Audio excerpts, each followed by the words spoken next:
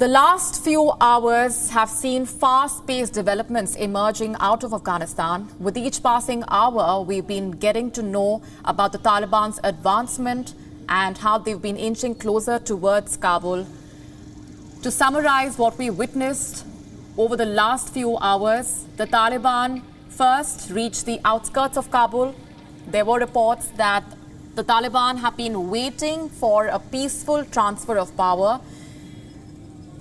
Just shortly after that, it emerged that the President of Afghanistan, Ashraf Ghani, has left for Tajikistan.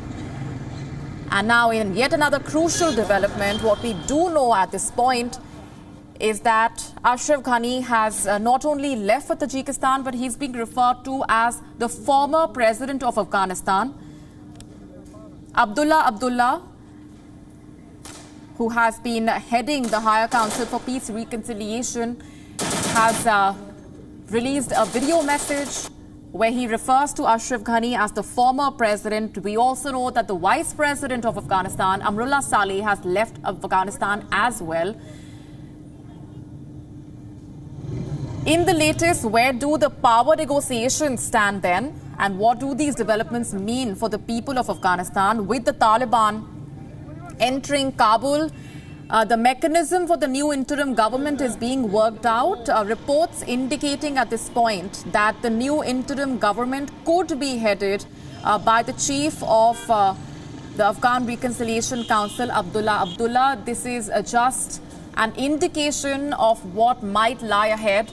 We are awaiting further updates on that front. To better understand where things have been headed, we have been speaking to a string of experts over the last few hours. We earlier spoke to former envoy to Afghanistan, Amar Sinha. We asked him about what he thinks of where India stands at this point. India, remember, had said that it may grant refuge to Afghans who have been facing persecution by the Taliban. This is what Ambassador Sinha shared with us earlier in the day. Of refuge, I think our policies are fairly well known. There would be a certain amount of people who would come and take refuge, but they'd normally come and get registered with the International Organization of IOM, migrations.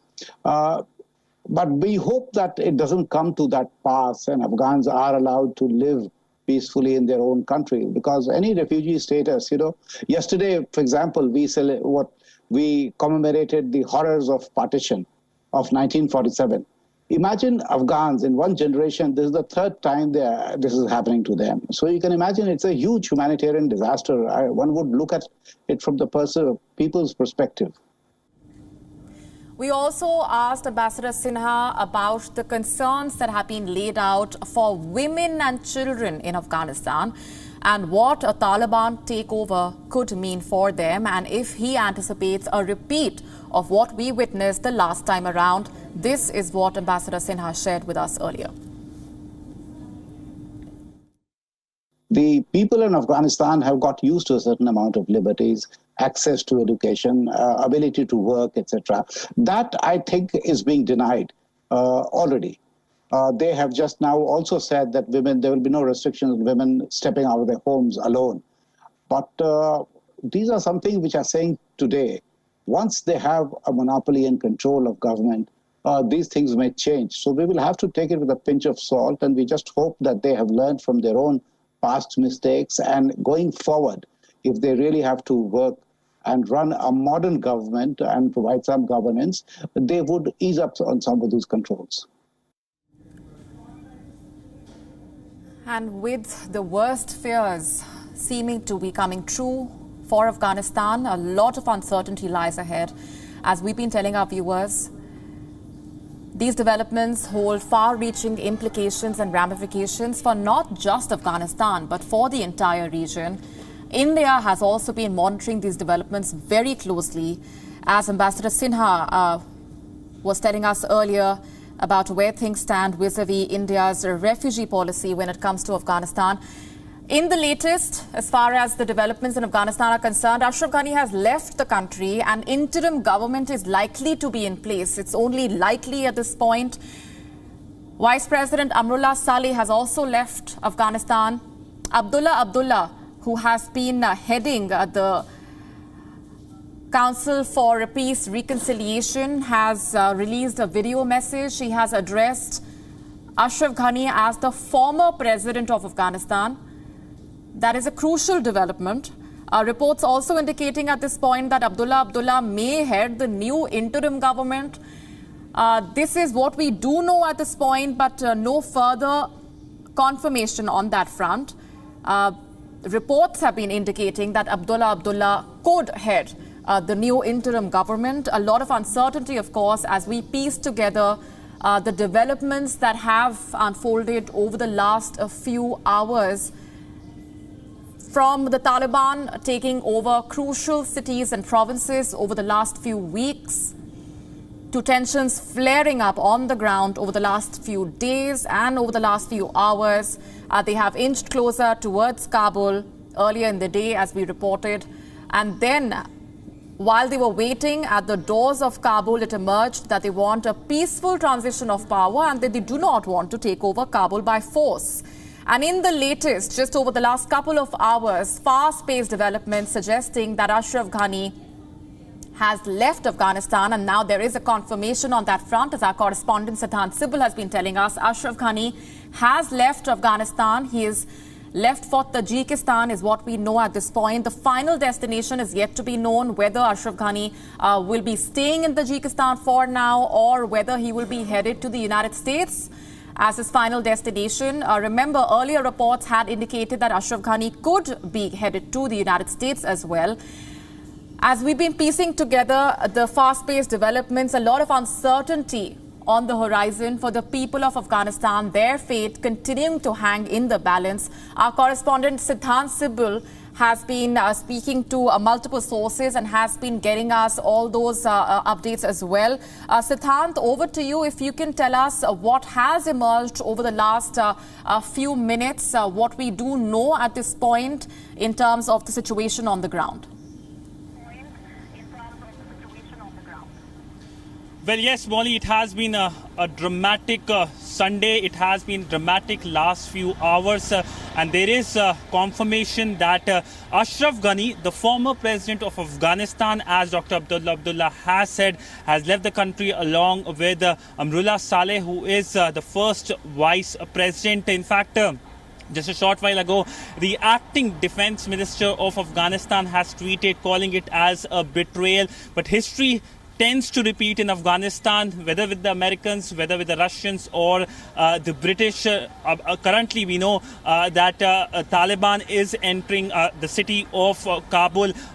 They have officially issued the statement as well. I spoke to people on the ground, many of them journalists, who are really scared about the situation. It could be a very long night for them as well, given the fact that how situation has been panning out. They fear for their life. Will Taliban governance structure will be a structure which will give minorities the right, women the right. The last 20 years have seen gains on that front, and since that development has happened, we haven't actually seen any kind of international statement whether the international community is going to recognize Taliban. But one thing is for sure, that Taliban has entered the city in a peaceful manner, that they have not violated what the international community has been saying. If they try to capture power through violence, and they will not get the legitimacy. We do expect a transitional government in few days, perhaps in few hours from now, a transitional government that will have a significant element of Taliban. But today is that day, 15th of August 2021, when things have completely changed. The Afghanistan we knew of last 20 years is not the Afghanistan starting few hours from now, and the Afghanistan which will emerge from the development which has happened. We have seen how Taliban has been making rapid territorial gains, but what is surprising is the Taliban blitz that has completely caught everyone off guard, because nobody had expected, in fact, Taliban will be, in a sense, coming so fast into Kabul. It is just mid of August. Assessments were there that the military operation by Taliban will be perhaps launched towards the end of August, towards the end, because the troops will be leaving, the American troops, the last of the troops will be leaving. But nonetheless, today in Kabul, it is chaos and confusion even as Taliban enters the city. We also know that Taliban statement has said that the police, the security personnel have also left the area. So it looks like a free ground for Taliban. Right. Stay with me, Siddhant. As per the latest that we have at this point, and for our viewers who might just be tuning in, fast-paced developments. Ashraf Ghani has left for Tajikistan, as our correspondent has been telling us. In a statement that was put out by Abdullah, he has referred to Ashraf Ghani as the former president of Afghanistan. That's the first time that term has been used for Ashraf Ghani. That is a huge sign of where things lie at this point. In terms of the security situation, we do know that earlier in the day, after the Taliban had left, had inched closer towards Kabul and were waiting at the doors of Kabul, they had insisted and they had maintained that they will not be taking over Kabul by force, and they wanted a peaceful transition of power. And it looks like that's what has happened. In the latest, this is a tweet that's been put out by the defense minister on your screen, an angry tweet that in a way sums up the sentiment that has been talked about in terms of what the Afghan leadership is thinking at this point. They tied our hands behind our backs and sold the homeland. Not mincing any words there, that's the Minister of Defense of Afghanistan, General Bismillah Mohammadi, putting out that tweet. At this point, we also know that Nepal has requested the US, the UK, Canada, Germany, the EU, even the United Nations to immediately rescue Nepali nationals from Kabul. That, of course, has been the biggest concern for countries around the world, which is when it comes to safeguarding their nationals who have been in Afghanistan. Speaking of which, we have been also getting you up to speed with the latest as far as India's efforts to secure its nationals are concerned. Siddhant Sibul has been tracking those developments in New Delhi very closely. Siddhant, if you can just summarize for us, over the last few days, India has left no stone unturned when it comes to safeguarding its nationals in Afghanistan and bringing them back to India. And if you can tell us where things stand at this point on that front.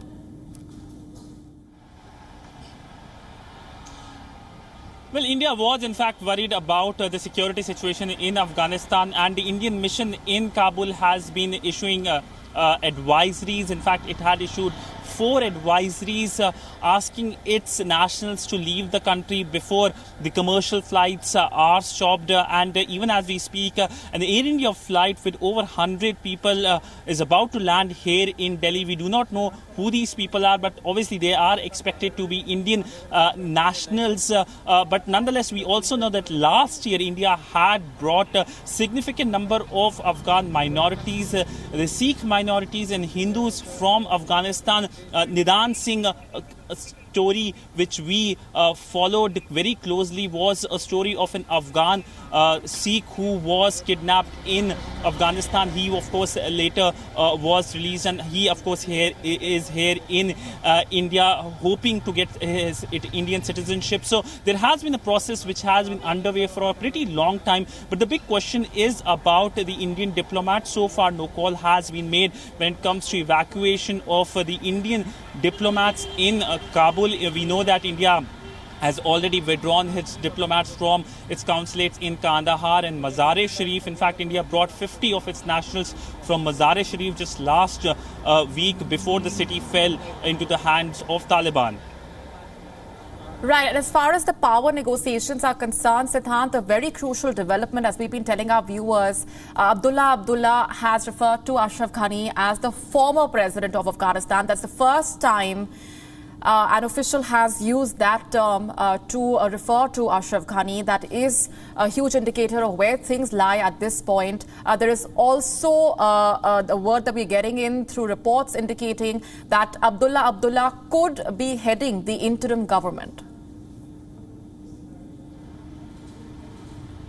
Well, yeah, these are speculative reports. There is officially no confirmation about it because there were other names which were cropping all through the day as well, that who will be the next president of Afghanistan. But the talks are expected to be lengthy, but it looks like Taliban got what it always wanted to be in Kabul. It has been a span of 20 years. The Americans came into the country in 2001, and it was a make-believe world perhaps that Taliban will never come back. But now we have Taliban back in the city, expected to be part of the governance system. The intra-Afghan talks is a different story altogether. The intra-Afghan talks, the talks between Taliban and the Afghan Republic, they have been doing and going on for a pretty long time. The process started last year, February. We saw the pact between the Americans and Taliban, and then we saw the start of intra-Afghan talks. But Taliban was focusing on the release of its prisoners by the Afghan Republic, while the Afghan government was seeking a ceasefire. But now it looks like there is no one left, in a sense, for negotiations, for talks. The next big question is what kind of governance structure we will have in Afghanistan, a structure which nobody wants, which undoes the gains of last 20 years in terms of women's rights, minorities' rights, and that is the big focus of the international community. But also the big focus of the international community is to make sure that their nationals are brought back. The foreign nationals, the Americans, of course, have sent troops to bring back its nationals. The Britons, of course, have also followed the same thing as what Washington is doing. But the big focus is also, as we have been talking about, the journalists, the activists, the women. Will there be a return of 1990s is the big question. Many countries have opened their gates as well. Canada has said that it's going to take as many as 20,000 of these Afghans who are vulnerable to the current situation. The Americans are bringing back the translators, the support staff for the Americans to their country, giving them long-term visas or perhaps them citizenship as well. But it's a very, very fluid situation right now in Kabul, a situation where everyone is anxious about what next. By tomorrow morning, I do expect a lot of developments to happen. In fact, when yesterday at the same time, the first reports came in that Mazar-e-Sharif has fallen to the hands of Taliban, and Atta Mohammad Noor and Marshal Dostum have left the city. The whereabouts are still not known. The latest reports which I saw was that both of them left for Uzbekistan. So Central Asia is of course buzzing with activity in terms of what is happening in Afghanistan. And remember, Central Asia has been taking a key role. Just last month we saw Central Asia hosting number of meetings, whether it is the SCO meetings, the SCO foreign ministers meeting, whether it's the Uzbekistan Connectivity Summit in which India also participated. That time we know that Ashraf Ghani had publicly slammed Imran Khan for the support they are giving to Taliban. And today, in matter of just 1 month, things have changed dramatically on the ground, something that nobody had expected. Indeed. Stay with me, Siddhant. What happens in Afghanistan has far-reaching implications for the entire region.